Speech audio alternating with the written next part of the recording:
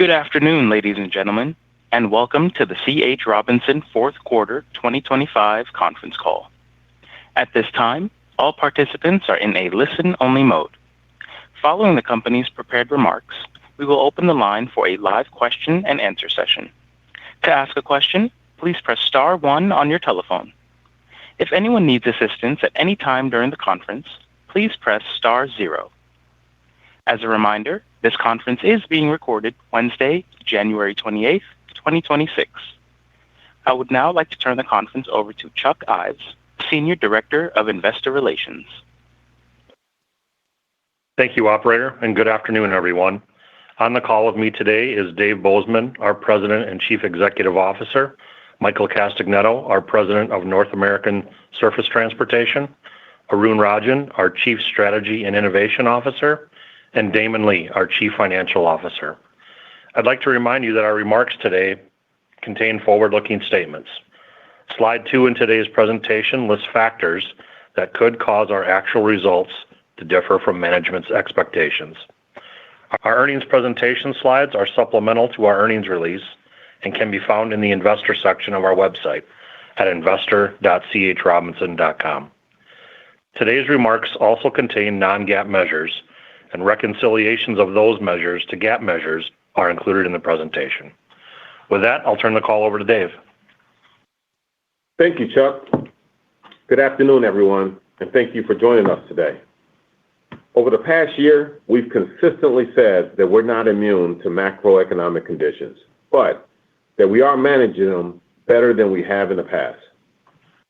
The fourth quarter certainly provided a challenging macro environment, with weak global freight demand, rising spot costs in trucking, and falling ocean rates all providing headwinds to our business. The Cass Freight Shipment Index declined year-over-year for the 13th consecutive quarter and was the lowest Q4 reading since the financial crisis of 2009. Spot market costs for truckload capacity spiked during the last 5 weeks of the quarter due to a seasonal decline in capacity, 3 winter storms, and incremental pressure from the cumulative enforcement of various commercial driver regulations. International freight continues to be impacted by global trade policies, which caused previous front-loading, a dislocation of shipments, and a more pronounced decline in demand after the Q3 peak season. Combined with excess vessel capacity, this caused ocean rates to decline substantially versus a year ago, consistent with the expectations that we laid out at our Investor Day in December of 2024. So the macro conditions for global transportation companies were difficult in Q4, and we are not impervious to these volume and rate dynamics. However, we've consistently focused on controlling what we can control, which is providing differentiated service and solutions to our customers and carriers, executing with discipline, and continuously improving our business model and our cost to serve. This focus and the strength of our Lean AI, which is the combination of our lean operating model, industry-leading technology, and the best logisticians, has enabled us to consistently outperform over the last 2 years, and we did it again in Q4. In NAST, we grew our total volume by 1%, and our truckload volume by approximately 3% on a year-over-year basis, compared to a 7.6% year-over-year decline in the Cass Freight Shipment Index. This reflects another quarter of demonstrable market share growth. This was accomplished while mitigating some of the market pressure on gross profits through strong revenue management practices and by improving our cost of hire advantage. These disciplines enabled us to improve our NAST AGP margin by 20 basis points on a year-over-year basis, despite the pressure on spot market costs from a decline in available capacity. In global forwarding, we expanded gross margins by 120 basis points year-over-year through improved revenue management discipline. We also continue to evolve our global forwarding business to a more cohesive, centralized model with standardized and lean AI-enabled processes. We continue to improve our productivity and cost to serve across the enterprise, resulting in a double-digit productivity increase in NAS for the full year and a high single-digit productivity increase in Global Forwarding. As we continue to purposely engineer our work to drive higher automation, a lower cost to serve, and improve customer outcomes, all of this is aimed at building the best model for demonstrable outgrowth while continuing to have industry-leading operating margins. I'm proud of our employees for navigating difficult market conditions with discipline and ingenuity, and for embracing the culture shift that has fundamentally changed this company. Changing the culture of a company is hard work. We've shifted to a culture of solving problems with speed, and the implementation of a lean operating model has contributed greatly to this change. We certainly encounter challenges along the way, but how we solve them now is different, and it's not easy for others to replicate. With the discipline and tools that we've armed our people with, we solve challenges with a lean mindset, with experimentation, and with urgency. As we've said consistently over the past year, we are not waiting for a market recovery to improve our financial results, and the strategies that our team is executing are built to be effective in any market environment. With our strong balance sheet and cash flow generation, we are comfortable operating in an environment that is lower for longer. We're also highly confident in our ability to continue executing on all of our strategic initiatives, including further increasing our operating leverage when freight demand eventually inflects. Our model, with an industry-leading cost to serve, is highly scalable, and we expect it will improve further as we continue to harness the evolving power of AI to drive automation across the quote-to-cash lifecycle of a load. While we've made considerable progress, we're still in the early innings of our Lean AI journey. Lean AI is our unique, disciplined approach to AI innovation that is transforming supply chains. It combines the principles of our Robinson operating model, rooted in lean methodology, with the power of custom-built AI and the expertise of our people to maximize value, minimize waste, and drive better outcomes for customers and carriers. As a result, we are building an ever-expanding fleet of AI agents that continues to not only improve our productivity and operational performance by automating manual tasks that free up our industry-leading talent to focus on more strategic, higher-value work, but they're also directly enhancing the service and value we deliver to our customers and contributing to our market share gains. In other words, we are using our trusted domain expertise to build technology that delivers on our customer promise and drives higher value for all of our stakeholders. We are the trusted provider that customers look to for cutting-edge innovation, differentiated solutions, and best-in-class service. And while we're pleased with the results we've delivered in the last 2 years, we are still in the early stages of our transformation. Significant runway exists as we continue to deepen the lean mindset and scale custom-built AI agents across the enterprise. I'll turn it over to Michael now to provide more details on our NAS results. Thanks, Dave, and good afternoon, everyone. In Q4, the macro conditions that Dave mentioned provided another opportunity for us to test our lean disciplines, our revenue management practices, and our ability to widen our cost of capacity advantage versus the market. While we continued to identify opportunities for further improvement, the expertise and discipline of our team and the resilience of the Robinson operating model once again demonstrated what we can do in a difficult freight environment. For the 11th consecutive quarter, the team delivered market share growth in Q4. With the freight recession exceeding 3 years, the Cass Freight Shipment Index declined on a year-over-year basis for the 13th consecutive quarter in Q4 and was down 7.6%.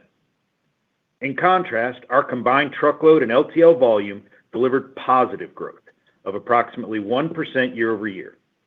Truckload volume rose approximately 3% year-over-year, and LTL volume increased approximately 0.5% year-over-year, reflecting market share gains in both modes. One of the keys to our consistent market share gains has been volume growth in some key verticals that we've specifically targeted. During Q4, we delivered double-digit year-over-year volume growth in both the retail and automotive verticals. These results reflect the execution of our strategic focus and our expanded capabilities that directly support these segments and evolving customer needs, such as our leading drop trailer and cross-border capabilities. Over the course of 2025, we augmented our value-added solutions in these areas, including introduction of our drop trailer asset management system and cross-border freight consolidation, while expanding our warehousing and cross-docking space at the U.S.-Mexico border. These solutions are designed to address real customer pain points while simplifying complexity, reducing costs, and delivering consistent, high-quality service across the supply chain. In our greater than $3 billion LTL business, where we move more LTL freight than any other 3PL in North America, we delivered year-over-year volume growth for the 8th consecutive quarter, reflecting consistent outperformance versus the broader LTL market. Through our deep, long-standing relationships with LTL carriers and our proven ability to manage service variability among the carriers to deliver a consistently high level of service to our customers, they continue to turn to us to simplify the complexities of LTL freight and to reduce their costs. One example of how we're applying our lean AI to simplify complexity is with AI agents that we launched in 2025 to ease a widespread shipper pain point of missed LTL pickups. These new AI agents are tracking down missed pickups and using advanced reasoning to determine how to keep freight moving. They're also collecting and analyzing previously unavailable data that LTL carriers are now using to improve their technology, scheduling, and operations. As a result, shippers' freight moves up to a day faster, and return trips to pick up missed freight have been reduced by 42%. Additionally, 95% of our checks on missed LTL pickups are now automated, saving over 350 hours of outsourced manual work a day. This is another example of Robinson only deploying AI agents where they can deliver tangible business results. As Arun and Damon like to say, there's no hobby AI at Robinson. As I mentioned earlier, Q4 also provided another opportunity to test our revenue management practices and our ability to widen our cost of capacity advantage versus the market. That opportunity arose due to a 5-week stretch of capacity disruptions caused by a seasonal decline in capacity, 3 consecutive winter storms, and incremental pressure from the cumulative enforcement of various commercial driver regulations. As a result, dry van load-to-truck ratios increased to approximately 10-to-1 versus 6-to-1 during the comparable period in 2024, and spot market costs for truckload capacity spiked. Our team of freight experts once again responded to the spot rate inflection, supported by our lean operating model disciplines and our cost and price discovery tools, to widen our cost of hire advantage during the quarter and to capture higher margin loads in the spot market to somewhat offset the margin pressure on our contractual portfolio. Despite the tougher conditions and the higher mix of contractual volume, these efforts enabled us to hold our truckload AGP per mile flat year-over-year and to deliver improvement in our NAST gross margin. Our ability to deliver these results continued to give us confidence in our ability to handle a sustained spot rate inflection better than we have in the past, resulting in a gross margin squeeze that we expect to be shorter in duration and shallower in impact than historically. Our team continues to actively assess the market and optimize for the most effective combination of volume and margin to enhance earnings performance. With strategic agility built into our model, we have the flexibility to pivot toward volume or margin as market dynamics evolve, making disciplined, data-driven adjustments in real time, all while staying focused on long-term value creation. We're also making smarter use of our proprietary digital capabilities and getting actionable data and AI-powered tools into the hands of our freight experts faster, enabling them to make better decisions and to capture the optimal freight for us. These digital capabilities also enabled us to continue delivering double-digit productivity increases in NAST in 2025. Since the end of 2022, we have delivered a more than 40% increase in shipments per person per day, and this is measured across the entirety of our NAST organization. This enhanced efficiency is not only lowering our industry-leading cost to serve, but it is also elevating the customer experience by enabling faster, more reliable service. While shifts in market dynamics and regulatory changes continue to occur, we remain confident in the strength and reliability of our carrier network. Our diversified carrier base and thorough vetting give us a high degree of comfort in our ability to navigate these changes without disruption and to maintain a high level of service quality for our customers. Looking ahead to Q1, it is typically a seasonally weaker quarter compared to Q4, and then the market usually shows seasonal growth in Q2 and Q3. For Q1, the 10-year average of the Cass Freight Shipment Index reflects a 2.3% sequential volume decline from Q4. The spot rate trend in Q1 is historically a near mirror image of Q4, with rates ramping up in Q4 and then trending back down to pre-holiday levels by the end of Q1 or early Q2, as capacity returns after the holidays and demand enters a softer period. The timing, frequency, and severity of winter storms during Q1 usually impacts the pace and magnitudes of those trends.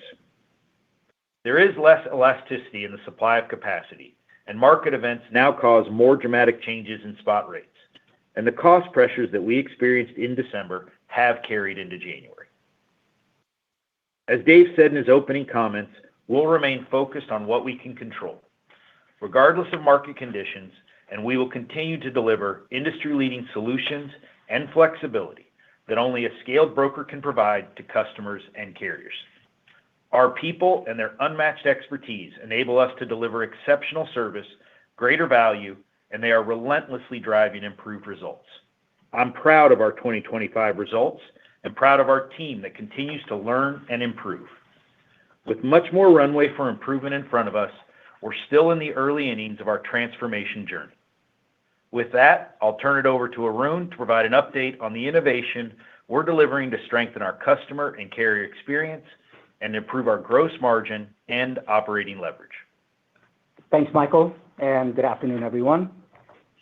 As Dave and Michael mentioned, we continue to scale several innovations to better serve our customers and widen our competitive moat, including our fleet of secure, proprietary, custom-built AI agents across the extensive processes within our quote-to-cash lifecycle of an order. One component of C.H. Robinson's culture that enables us to widen our moat is our builder culture, which has existed at Robinson for many years and resulted in the company's proprietary transportation management system and extensive application stack that sits on top of it.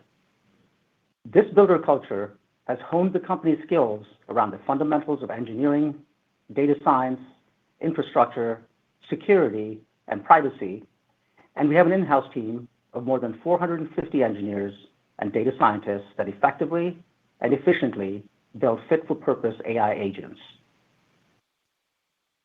Builder culture is in contrast to a buy and integrate culture where companies end up cobbling software and systems together.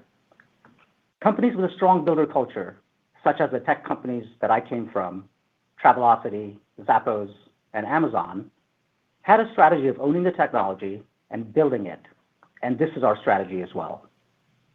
Once we've invested a fixed cost to build software or an AI agent, the marginal cost per transaction is very low, and now a highly scalable model has been created.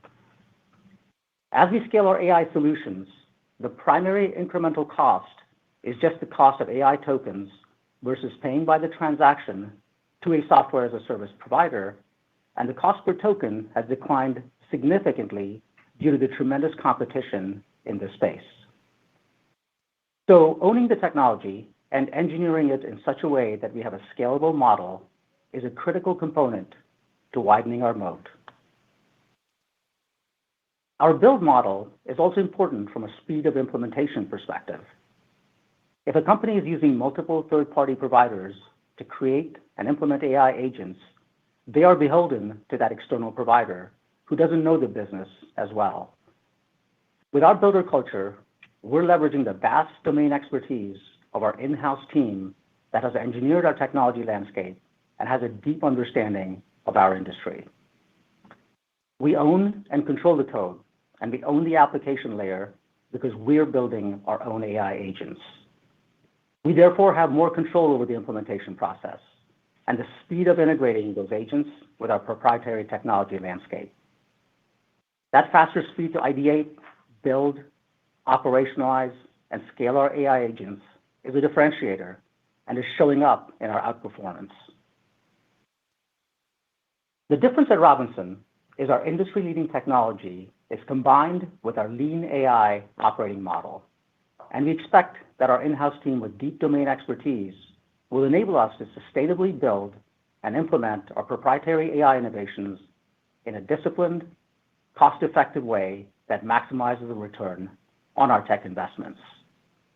Our fleet of AI agents is growing quickly as we continue to pioneer new ways to automate manual tasks and supercharge our industry-leading freight experts to solve for complexity and deliver high-quality service to our customers and carriers.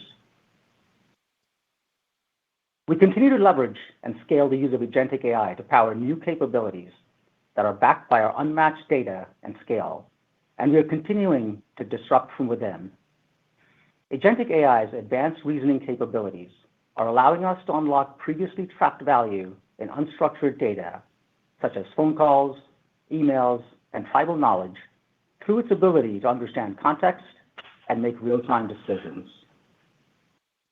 However, unlike linear rules-based automation, agentic AI operates with a degree of autonomy and unpredictability, making its progress nonlinear and requiring ongoing human-in-the-loop oversight as it advances through cycles of progress and retrenchment. Our lean AI process of discovering, learning, and building, where missteps and resulting learnings are milestones, is not only necessary, but is the best path to uncover what truly works.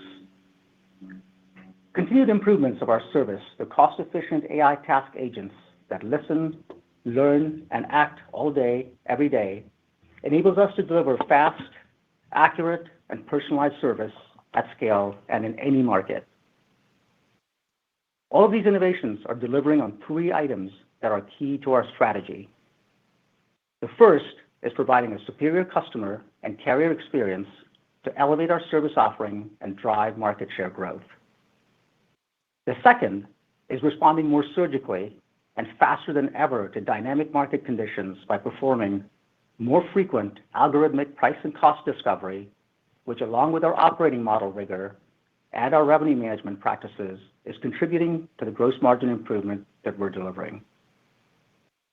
And finally, the growing automation across our quote-to-cash lifecycle enables us to decouple headcount growth from volume growth and to create greater operating leverage and operating margin expansion. As Dave said, all of our strategies are aimed at building the best model for demonstrable outgrowth while continuing to have industry-leading operating margins. As technology continues to evolve, we will continue to disrupt from within to stay at the forefront of the evolution and to further widen our competitive moat. With that, I'll turn the call over to Damon for a review of our fourth quarter results. Thanks, Arun, and good afternoon, everyone.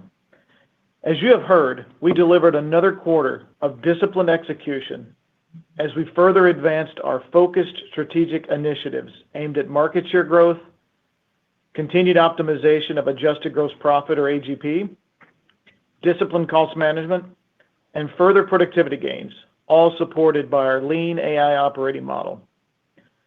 The macro environment continued to provide significant headwinds in Q4, and our Q4 total revenue and AGP declined approximately 7% and 4% year-over-year, respectively.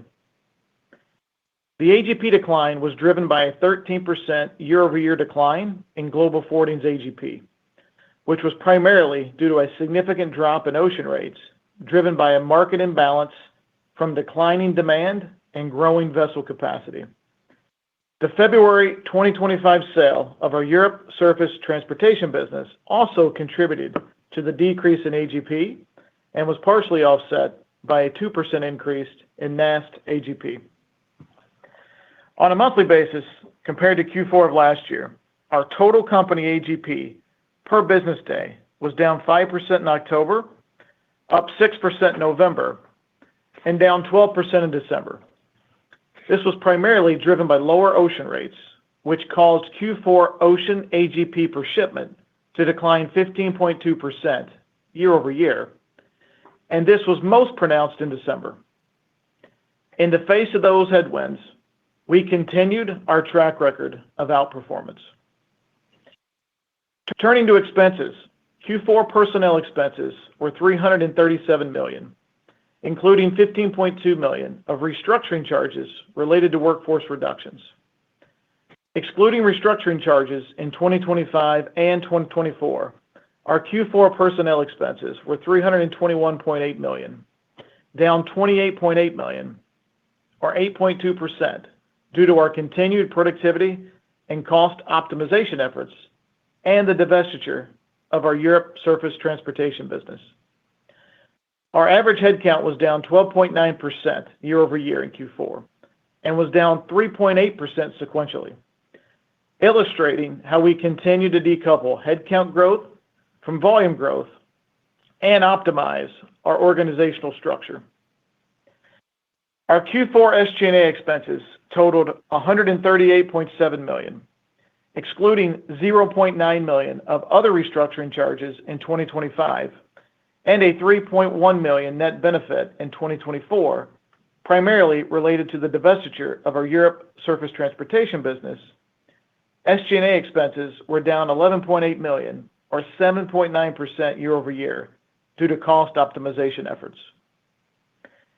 As a result of our efforts to grow market share, improve gross margins, and increase our productivity and operating leverage, we expanded our operating margin, excluding restructuring costs, by 320 basis points year-over-year.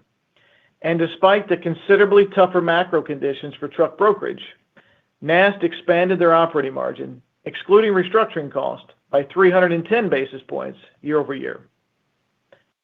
This is the Lean AI strategy at work, and we remain confident in the 2026 operating income target that we updated last quarter. Turning to our 2026 annual operating expense guidance, we expect 2026 personnel expenses to be in the guidance range of $1.25 billion-$1.35 billion. This includes an expectation that we will generate double-digit productivity improvements in both NAST and Global Forwarding in 2026, as we continue to implement agentic AI across our quote-to-cash lifecycle of an order. As we shared last quarter, along with our updated 2026 operating income target, these productivity improvements are expected to be over-indexed to the second half of 2026. On a quarterly basis, it's important to note that our Q1 personnel expenses are expected to increase sequentially due to the employer portion of FICA taxes resetting to a higher level until employees' annual FICA wage limits are met. This impact is estimated to be approximately $15 million in Q1 versus Q4, after which the quarterly FICA taxes and personnel expenses are expected to decline. We expect 2026 SG&A expenses to be $540 million-$590 million, including depreciation and amortization of $95 million-$105 million for the year. Although most of our SG&A expenses are subject to inflation, we expect continued cost improvements to partially offset the inflationary impact. Shifting back to Q4, our effective tax rate for the quarter was 18.1%, resulting in a full-year tax rate of 18.7%. For 2026, we expect the full-year tax rate to be in the range of 18%-20%. As a reminder, our tax rate historically is lower in Q1 due to the incremental tax benefits from stock-based compensation deliveries that occur in the quarter. As a result, we expect our Q1 tax rate to be below 15%.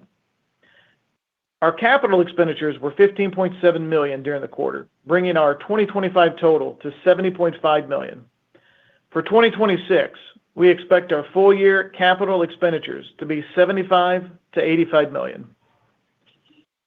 Turning to cash and our balance sheet, we generated $305.4 million in cash from operations in Q4, and we ended Q4 with approximately $1.49 billion of liquidity. This included $1.33 billion of committed funding under our credit facilities and a cash balance of $161 million.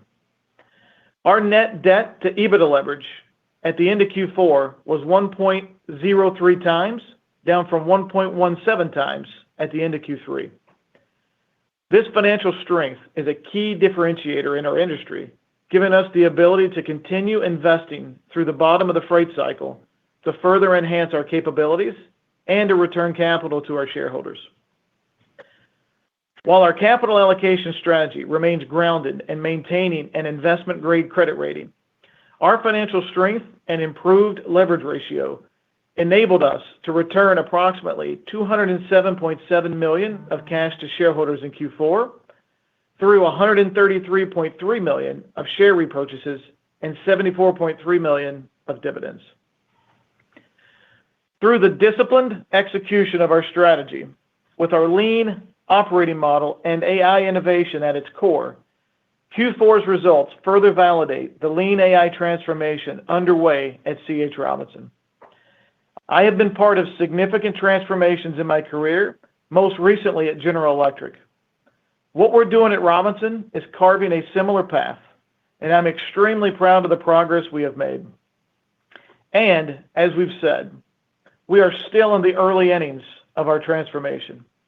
We are excited about the significant runway that remains in executing our lean AI strategy and in our ability to deliver sustainable, profitable growth and long-term value for all of our stakeholders. With that, I'll turn the call back to Dave for his final comments. Thanks, Damon. As you've heard in our prepared remarks today, we've made significant progress in 2025 on the transformation of C.H. Robinson into the global leader in lean AI supply chains. Our differentiating lean AI gives us a unique opportunity to create new ways to solve complex challenges at scale, helping our customers build supply chains that are smarter, faster, and more resilient in a world where disruption is constant and agility is essential. With today's geopolitical landscape, there are a lot of unknowns and potential volatility that will be out of our control. But what is in our control is our ability to discover, learn, innovate, and solve problems. And that is where the lean operating model is so important to our success. As lean disciplines continue to be deployed more broadly across our organization, our teams are becoming increasingly equipped to identify root causes of problems, implement countermeasures, and drive meaningful improvements. That's how we've consistently delivered our outperformance for the last 2 years, and how we're positioned to continue doing so regardless of market conditions or cycle. And as we lead our industry and stay on offense with our lean AI strategy, we've never been more excited about the future. Our technology is lifting manual, repetitive work off our people's plates, freeing them up to use their expertise to do more strategic work, to reach more customers, to garner more wallet share, and to move up the value stack by leveraging our growing capabilities to provide better outcomes and more value for our customers and carriers. Our technology is improving our gross margins by allowing us to better align capacity and pricing to the specific needs of our customers and to specific market conditions. These superior dynamic costing and pricing capabilities will be even more important when we eventually see a turn in overall freight demand.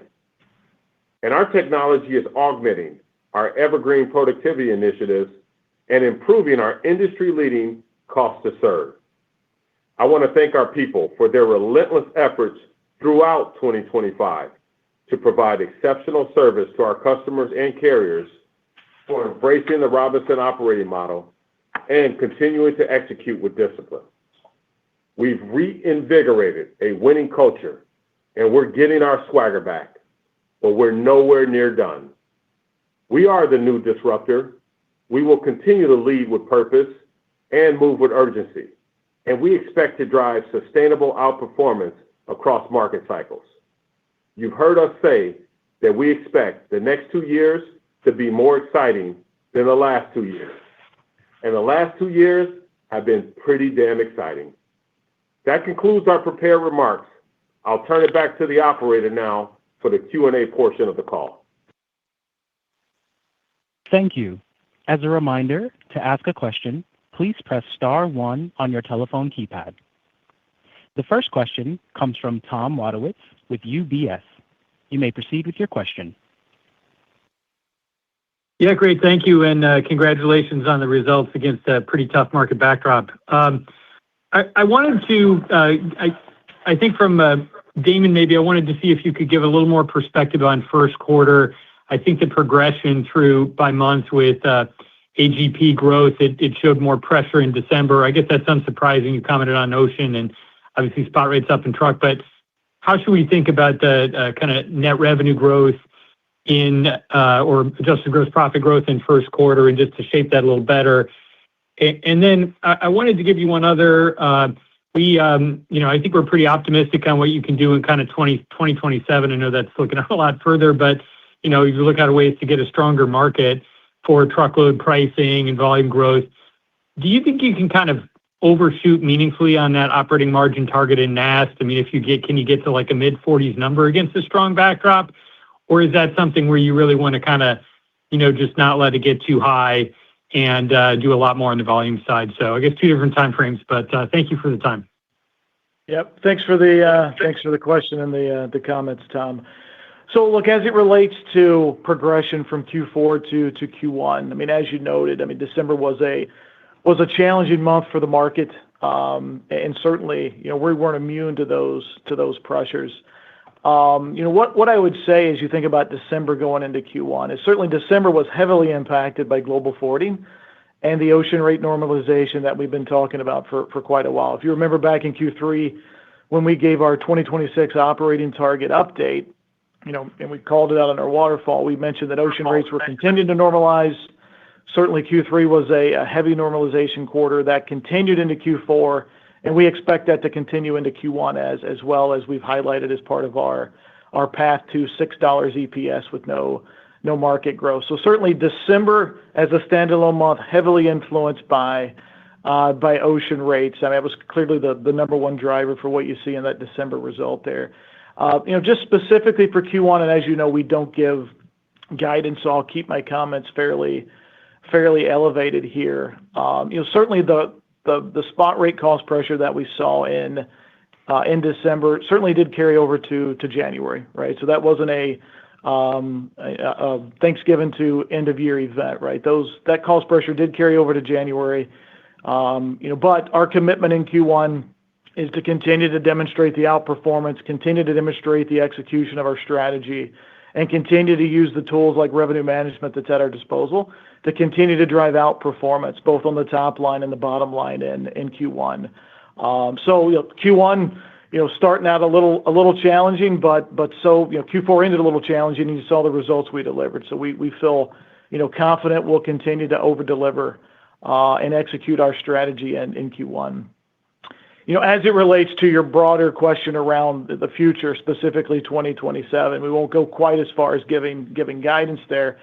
I will remind the audience here that we've talked a lot about optionality as it relates to our margins going forward, right? And we're going to make the right decisions for Robinson and the right decisions for our investors. And in many cases, converting that margin to demonstrable market share, in many cases could be the right decision for the company and for our shareholders. So what I would say is, we're still on a really good trajectory to get to those mid-cycle margins that we laid out for NAST and global forwarding, with 40% being the margin target for NAST at mid-cycle.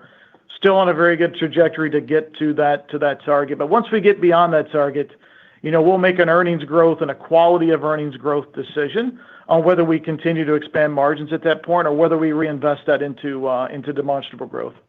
Thanks for the question, Tom. Great. Thank you. The next question comes from Bascome Majors with Susquehanna. You may proceed with your question. Thanks for taking my questions. Just to follow up on that last point about 2027, you talked a little bit longer term strategically about the balance of volume and margin expansion. And you talked a little bit in the prepared remarks tactically about tweaking price intraday and making the right decision minute by minute. How do you think somewhere between that? How does it feel in 2026 right now, the balance of margin expansion and you potentially seeking more share growth on that bridge to a world where you might consistently have margins above your mid-cycle level? Thank you. Yeah, thanks for the question, Bascome. What I would say is, and I'll just start again with the optionality, right? We want to make the right decision for what I consider quality earnings growth, right? And so we're experimenting with that every day, every week, every month today in 2025 and now coming into 2026, right? I mean, certainly we're making revenue management decisions, multiple times an hour, hundreds of times a day on that right balance between volume and margins, right? And it really does come down to the trade-off. Once we get to what we consider is our threshold for quality of earnings, which we've set out already, right? 40% for NAST at mid-cycle and 30% for Global Forwarding. We feel like that is a fair, and it's typically been acknowledged by the market that, look, those are the thresholds we'd expect you guys to be able to get to. And we've agreed with that, right? We've set our targets in a similar range. But we believe beyond that point, we really don't have anything left to prove on a quality of earnings perspective, right? So we'll make the decision beyond that point on what is the right decision for earnings growth. And in many cases, that will be supercharging the outgrowth of the market that you've seen us do today. So if you take Q4, where truckload outgrowth over the Cass Index was over 1,000 basis points, we think we can certainly beat that mark when we get to a point of investing margin into profitable growth for our businesses, right? So it's all about optionality. It's all about quality earnings growth as we go through 26 and 27 and beyond. And we do believe it's important to establish those quality of earnings thresholds that I mentioned. But beyond that, we'll make the right decisions for the company and our shareholders on a high quality of earnings growth that we think will be difficult to compete with in the industry. Hey, Bascome, and I think that was well said by Damon. The other thing is that we often say is that we're just going to be disciplined and measured in how we're going about this with the right economics, and we're not stopping that. That's just how we've done it, and that's how we're going to continue to do it. Thank you both. Thank you. The next question comes from Brandon Oglenski with Barclays. You may proceed with your question. Hey, good evening, gentlemen. Thanks for taking the question. Hey, we get this response a lot, like, okay, what is C.H. Robinson doing, and why can't other competitors just copy it? And I think, especially for transportation-focused investors, we don't maybe fully understand what a lean operating model means, the way you guys are very targeted in deploying AI. So I don't know, maybe if you or Arun could dig into that, appreciate it. Yeah, we can do that. First of all, thanks for the question, Brandon. Certainly we don't have the real estate to go really, really deep in answering that question. So I'll kind of give you the highlights, and then when we hit the road, we talk about it guys much deeper. But essentially, three key things that we're driving the company with. Number one, it's our people. We start there. That's why customers do business with us. Really the best logisticians in the world. Two, it's our technology, which we think is industry leading. It is internally built, and it's a competitive advantage for us. And then three is our lean operating model, in which that is the mortar that brings all of this together and what has been the change for the company as we've gone through this transformation. And essentially, it drives a rhythm and a cadence and drives accountability, but also innovation and speed in a company and, quite frankly, in an industry that is not the norm. And so when we talk about making changes at breakneck speed, like Damon talked about, that's really going to inputs versus outputs, and it's allowed us to use our data and make it intelligent, and really, really makes that a competitive advantage. We think it deepens the moat, widens the moat when we operate at that pace and scale for what we're calling lean AI. So a number of things we can go deeper on, but those are the three things. But I'll have Arun just touch on how then that supercharges that technology that's really been a game changer for us. Yep.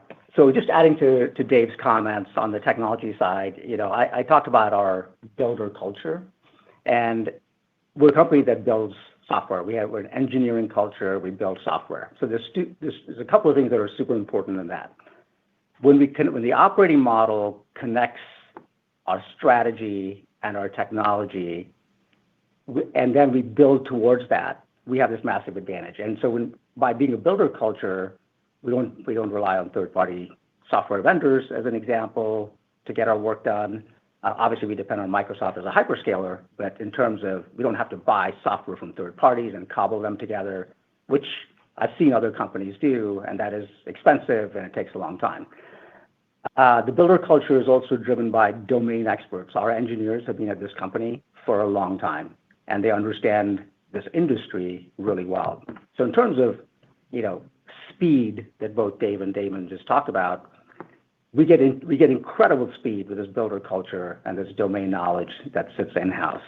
And then that gets compounded with the accumulation of our data that we've got in terms of our pricing and costing capabilities. So put all that together and you get this advantage. And finally, AI and agentic AI, back to our builder culture, the fact that our engineers can implement it versus having to hire Accenture to come and do the work is a big differentiator. We don't need a consultant to come in and do the work. We trained our engineers internally to go after these opportunities, and everything connects back to our strategy and our financials, which, as we discussed at Investor Day. So that's how it plays out.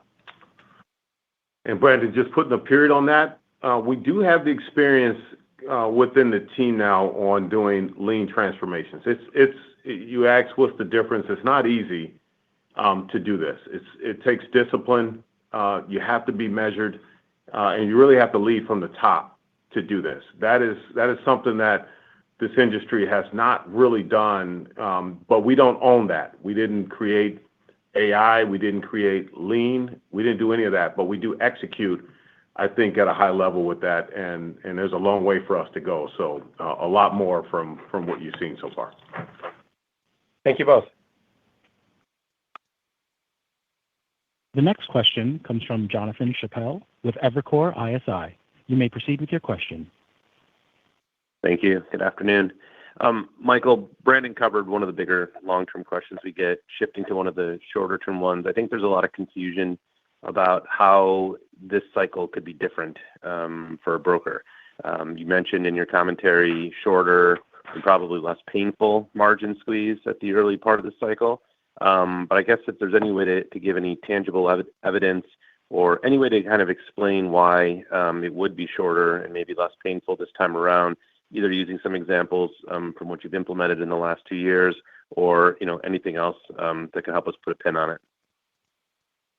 Yeah, John, thanks for the question. I'd start with, maybe playing off a little bit where Arun just finished, which is taking that data and technology and putting it in our people's hands. So we've talked about that for the last couple of quarters, that we're getting information into our people's hands quicker, more accurately, and more often.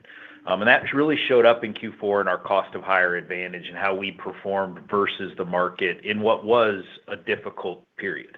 As we said, we weren't immune to the squeeze, but we do think we handled it better than the market, but we also think we handled it better than we probably would have handled it ourselves, whether it was a quarter ago, a year ago, et cetera. When you think about an actual market inflection, which we've been trying to predict as an industry for the better part of 3.5 years now, is we still even saw in Q4, and we saw this through CAS, there wasn't a material demand change during the quarter. We're still having to go take share, intelligently, as Damon said, on the right freight with the right combination of service for our customers and the freight that fits us.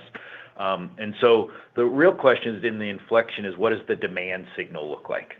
We believe with a true demand signal where we start to see additional freight enter the marketplace, our ability through cost of hire advantage and then to match the right freight to the right carrier to service our customers' needs, we believe we'll be able to manage that squeeze. We've said multiple times, we aren't going to be immune from it. We will feel that squeeze when it happens, but we have a high expectation that we will manage it quicker, we will address it faster and more intelligently, and that we'll get to the other side of that squeeze, which historically for us is a good place to get to the other side of that squeeze, and demand is starting to grow as an industry. Okay. Thank you.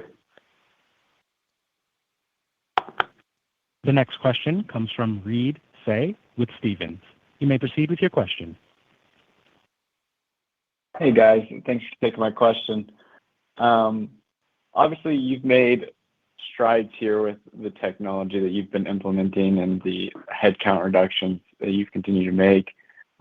This seems different from the old C.H. Robinson, where maybe these heads would need to come back with volumes. But how do you balance this headcount reduction without compromising the human touch that we know some shippers and carriers prefer from their broker, and avoid maybe losing some of that volume as we make these headcount reductions? But any thoughts there would be helpful.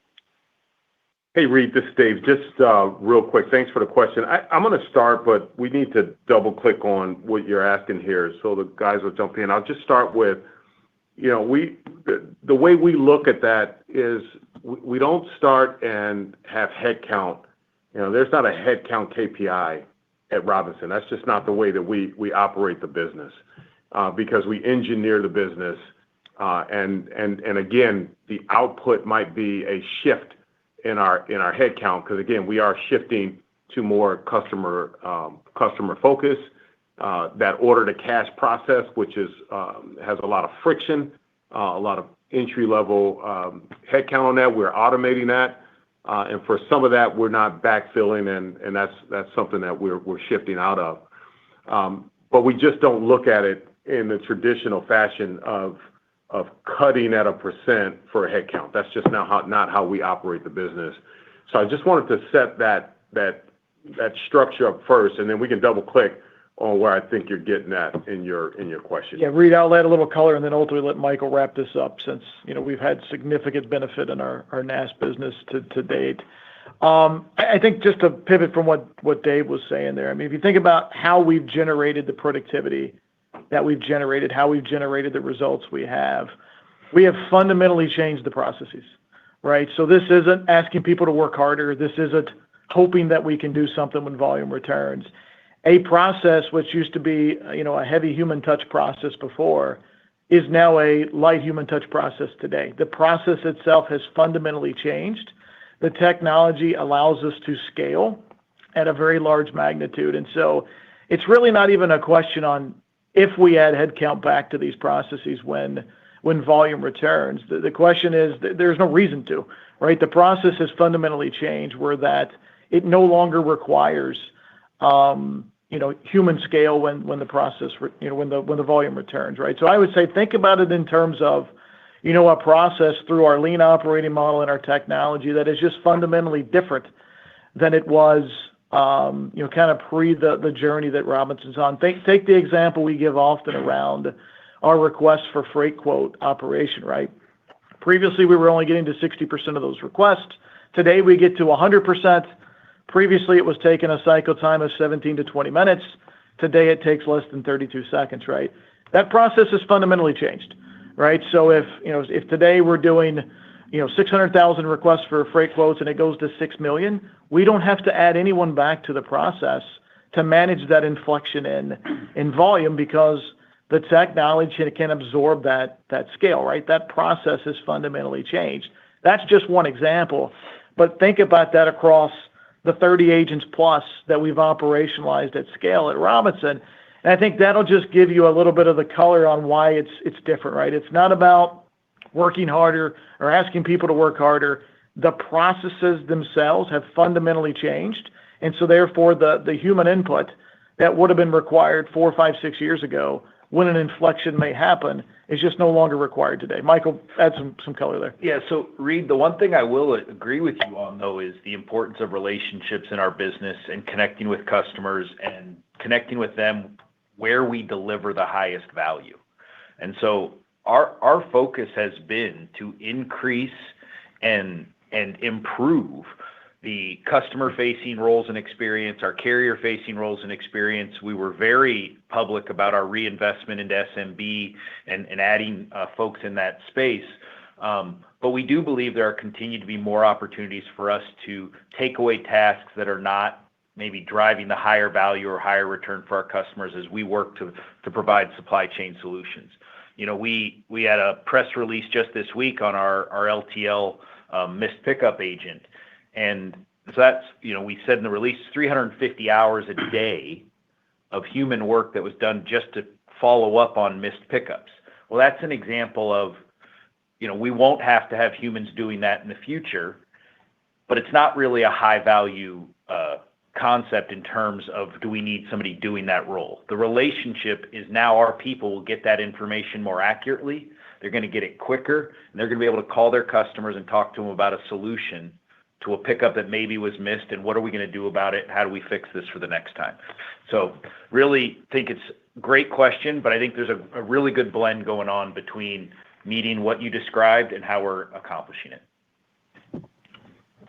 Awesome. Thanks for the color. Thank you. Got it. Thank you. The next question comes from Scott Group with Wolfe Research. You may proceed with your question. Hey, thanks. Good afternoon. So when you guys talk about demonstrable market share growth, is this sort of high single digit spread versus Cass what you have in mind, or do you think that spread should be bigger over time? And then maybe just Damon, just one like numbers question. If I just take the fourth quarter personnel expense and annualize it, you sort of get like a little bit below the midpoint of your guide for personnel expense. So it doesn't feel like the guide has double-digit productivity savings in there. So I don't know. Any thoughts on that? Thank you. Yeah. So Scott, thanks for the questions. I'll take the personnel expense one first, and then we can answer the first question second. So on personnel expenses, I think certainly as we define productivity as shipments per person per day, right? It's certainly different math than the dollars of personnel cost, right? If you think about personnel cost, it includes not only the salaries of our people, but it also includes benefit costs, which are typically inflationary. And then the one thing we're really proud of is the success that we've realized the last 18 to 24 months. Our people have been a huge portion of that success, right? And so we've been rewarded our people. We did so in 25. We'll continue to do so as the performance warrants that. And so I think, you know, part of that math between double-digit productivity gains and what you're seeing on the percentage on personnel expense is really some of those items that aren't tied directly to, headcount per se, right? So it is benefit cost. It is rewarding our employees, for the great job that they're doing. But make no mistake, we're committed to, and one other item there is just, our $6 target is based on no market growth, right? But we do have growth built into our plan next year. So no market growth, but certainly we do have outgrowth built into our plan. And when we talk about productivity, it is a combination of what I would call traditional productivity and cost avoidance. And so certainly that cost avoidance won't show up as part of that double-digit productivity math, but it'll show up as operating leverage as we deliver that outgrowth above a zero market assumption. So if you take everything that I just kind of went through there, I mean, that's the rationale why the math is going to always be different between a shipments per person per day productivity number that we've pegged at double digits for 2026 versus the dollars you would calculate on personnel expenses. But make no mistake, We're committed to our double-digit productivity. We're committed to the continuous improvement that we've talked about now for 18+ months. We're committed with high confidence to the $6 EPS target that we updated in our Q3 earnings call, again, with a very high confidence, right? All of that together, hopefully that gives you a little clarity and color. All of it together, we feel really good about where we're going, and a high degree of confidence committed to our $6 EPS target with no market growth. Yeah, I think at the end you had the question about a demonstrable call out. Michael, you could jump in here, but essentially we look at it, and if you look at the CAS index and how we're performing, and between 800 and 1,000 basis points different, we think that is starting to be demonstrable differences across the board on performance, and proud of the team for doing that in very, very tough conditions that we're not immune from. That's some of the color that we feel. Michael, anything to add? Yeah, I'll just jump in one point and I'll give it to Michael. Scott, the way we think about demonstrable, right, look, certainly our relative comparison to CAS it's a data point for us to know how we're performing versus the overall market. When we talk about demonstrable, it is really about taking market share within this industry, right? If you think about where our share is today, there's no cap on where that share can go tomorrow, right? When we talk about demonstrable, I wouldn't limit it to just a certain outperformance of CAS, right? Because I think that relative performance is going to be very dependent on that market for that specific time period or that specific quarter, right? Our commitment is to take demonstrable market share as we move into the future. That optionality that I talked about, which we're not even really putting in play today, we are, but it's below the 40% threshold. That optionality we talk about of investing future margins into even more demonstrable outgrowth, that's what really gets us excited. Everything we're doing today on productivity, everything we're doing today on revenue management, all of that is setting the stage for taking demonstrable market share in the future. We're already doing that today. We feel like we can do that at another level in the future.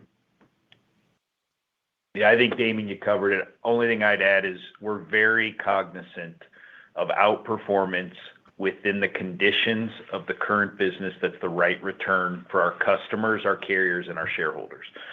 Do we expect to outperform the market? Absolutely.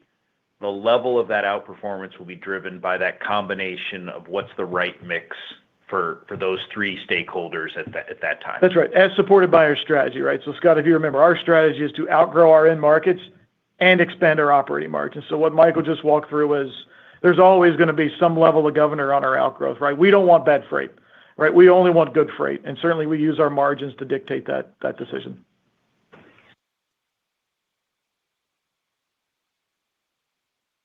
Our last question comes from Richa Harnain with Deutsche Bank. You may proceed with your question.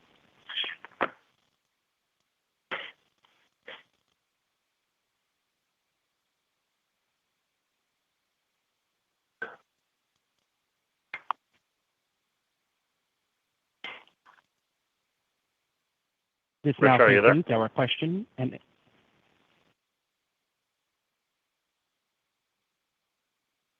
concludes our question and answer session. I would like to turn the call back over to Chuck for closing comments. All right. It looks like we're up on time. Thank you everyone for joining us today. That does conclude our call, and we'll talk to you again in the coming days. Thanks. Have a good evening. Thank you.